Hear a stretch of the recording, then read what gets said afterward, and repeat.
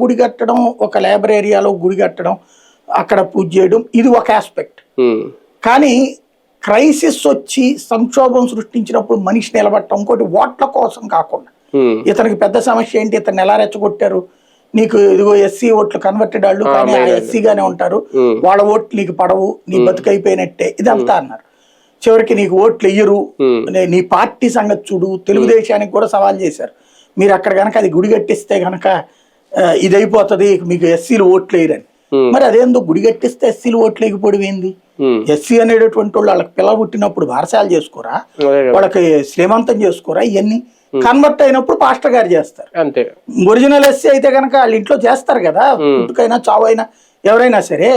SC కాబట్టి చేయరని ఏమైనా ఉంటదా? ఎస్సీ అయినా చేస్తాం, మనందరం ఒకటే కదా.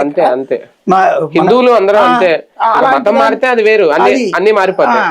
ఈ మతం మారినోళ్ళు కులాన్ని అడ్డు పెట్టి చేసిన హడావిడిని ఈయన పట్టించుకోకుండా రివర్స్ అయ్యేటప్పుడు ఒక రకంగా రాజుగారు తీసుకున్న నిర్ణయం మంచిదే. ఇప్పుడు ఆ గుడి నిర్మించాలనుకోవడం ఇదంతా ఆయన నియోజకవర్గం కాబట్టి.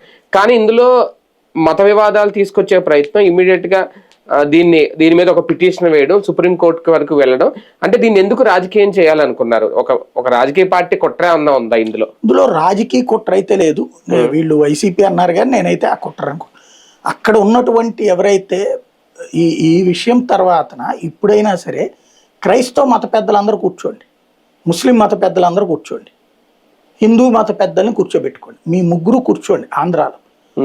ఇప్పుడు ప్రజల్లో చైతన్యం వచ్చిందన్నది గుర్తించండి. ఇప్పటిదాకా మీరు గ్రామీణ ప్రాంతాల్లో కన్వర్ట్ చేశారా, లేకపోతే